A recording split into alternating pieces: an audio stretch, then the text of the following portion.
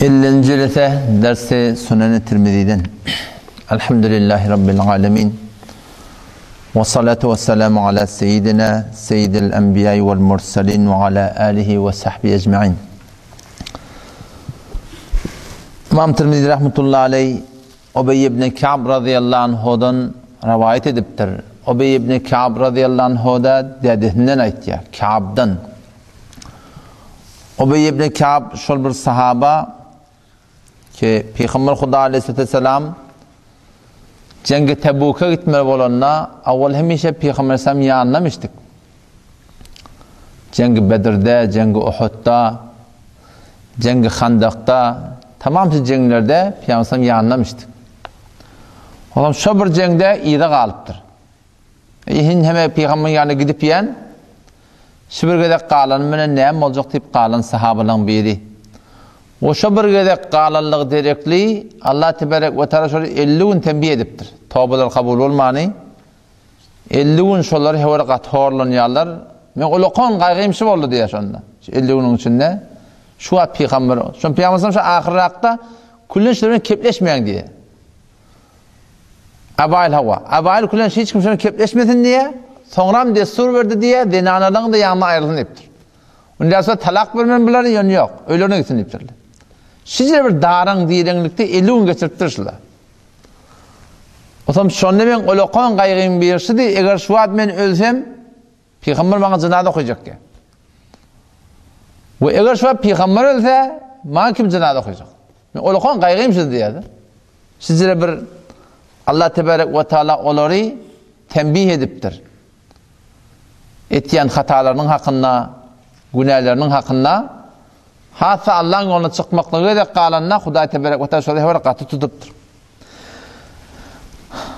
Ubey ibn Ka'b radıyallahu anh üstadı dedesinden Ka'b'dan rivayet ettiği bir hadis Peygamber Huda aleyhisselama salavat-ı vermektin hakkında. Ne kadar öz zindiginde Peygamber sana salavat-ı vermeklik ne miqdar qavi? 10 daqiqa mi? 20 daqiqa mi? Yarım saat mi? Hazreti Ka'b radıyallahu anhu bitir köp dua etmiştik diye. Yani öz zindiginde dua deyip Huda Teala oturup elin yalvarıp elin terip yalvarmaklıkta bir Huda Teala şoňa pay beripdir. Şoňa bir şowk beripdir, şoňa bir tawfik beripdir, köpden köp dua edermişdik. Adam şonna Peygamber Huda aleyhisselamın hakkında aytýar kana Resulullah sallallahu aleyhi ve sellem ida zahaba thuluthal leyl her wagt ki giyeceğin ikidi geçen iki bölegi giyeceğini üç bölsek diýsek ki näme bir gece gün yaşanda tagat şuat 5 yaşya daňatanda da şuat 5 ýarda da daňat ýa 12 saat yarım dagy şuat gece var. Odam şunu 3 bölsek 4 saat ahirki giyeceğin bölegünde tagat taqriban 1,5-2 şondan meylak bolýar. Şol wagt Peygamber Hazam ayağa alırdı diye. Uykudan turarmıştık. Näme namazdan süreyim? Teheccüd okuymadan süreyim. Teheccüd namazın adacığı 2 rekat. Kan okuýsan 8 rekat okuymaly. Teheccüd diýip ondan kan okuyup bolmaýar. Okuyup yatmakanda okuyup ýatsang bolýar. Bir wagt uktap galjak bolsaň, turup bilmejeň bilseň, şoň faziletinden galmaýyn diýip ýöne gece uykudan turup da teheccüd okuymaklyk, namaz okuymaklyk, namazın içinde haslyk durup Kur'an okuymaklyk, oşo taýda rukuňy, secdäni artdyryp dua etmeklik inne naşiatel leyl hiye eşeddu wat'a ve aqwa maqila diýär Allah Teala. Inne naşiatel leyl gecäniň turmaklygy, uykudan turýarsyň, o gecede sen uykyndan galyp turmaklyk ne yaparym? Eşeddu wat'a diýär. Nefsiňi defelemeklikde, nefsiňi dewmeklikde, ödüňi terbiýet bermeklikde eşeddu wat'a. Qatı diye defelemeklikde nämäni? Nefsiňi defelemekde hor qatı diýipdir.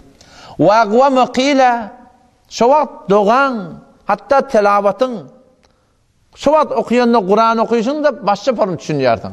Dogan başga form etýärsiň. Şonu ödüň daqiq ihsas etýärsiň. Teheccüd wagtdaky okuyup duran namazyň to daňat ýa-da ertene wagt sünnetini okuýan şo bilen şo fark etýär. Şo wagtdaky etýän dogan bilen şo taýy fark etýär.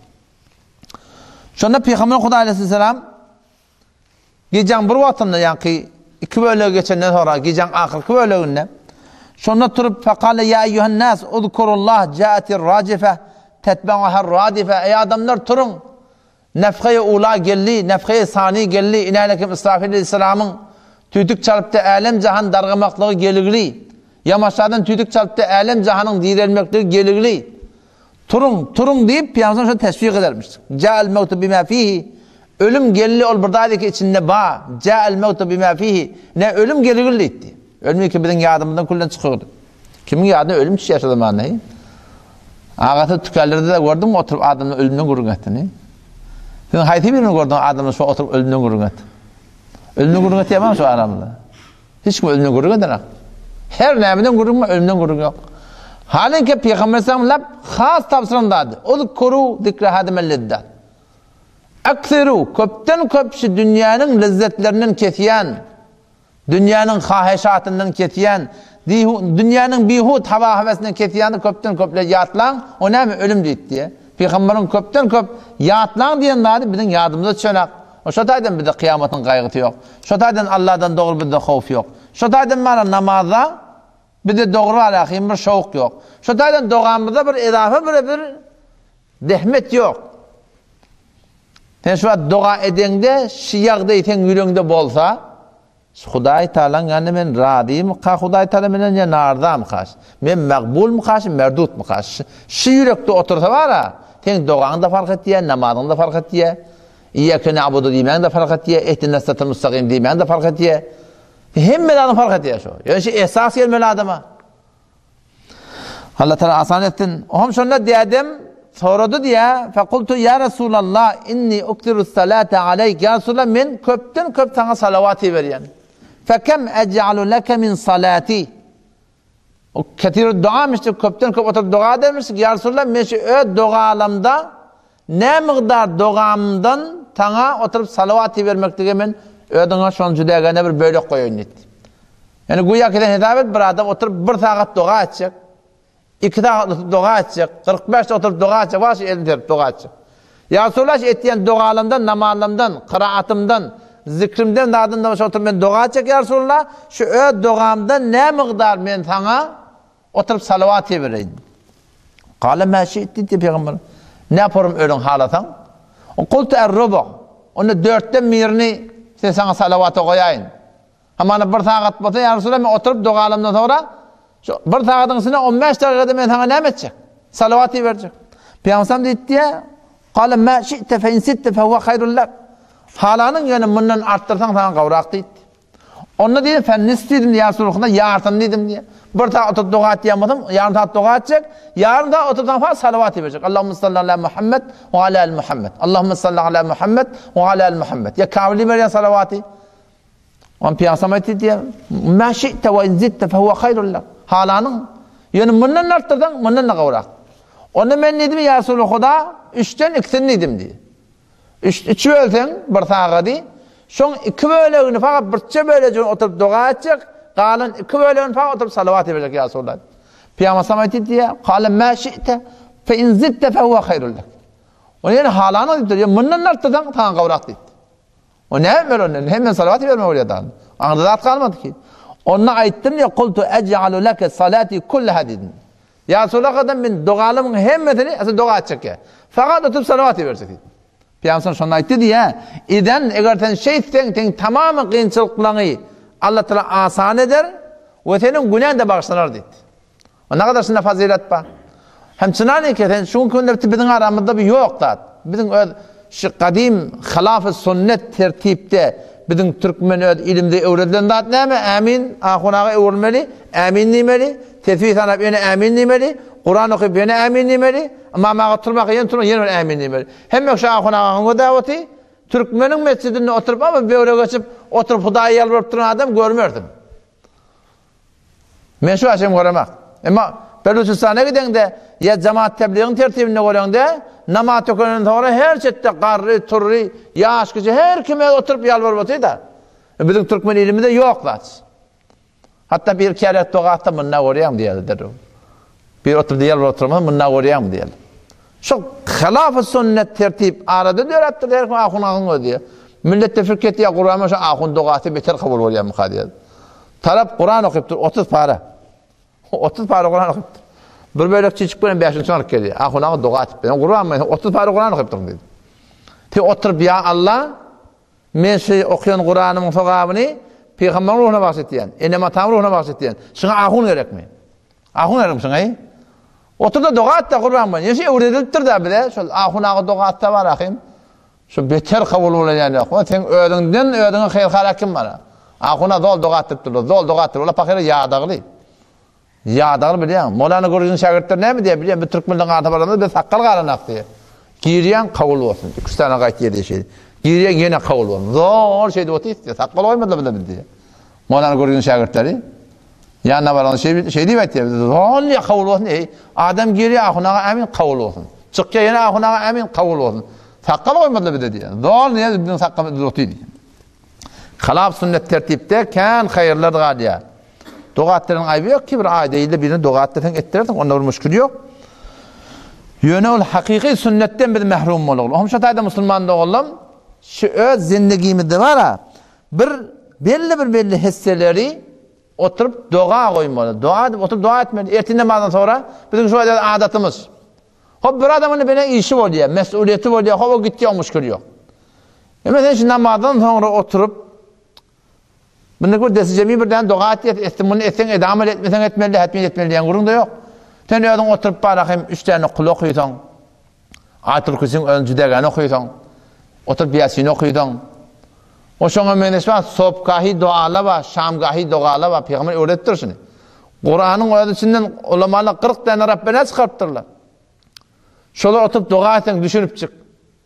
Ödenenin hakkında, oğlunun hakkında, malın hakkında, mülkün hakkında, dünya hakkında, halallığın hakkında, düşmanlığın hakkında, dostluğun hakkında. Öz at avrayın hakkında oturup dua etmeliler. Mütessem bizim aramızda şey yok. Namaz okuyup olsak, şu diğer şu dahi çıkartmadı geliyor.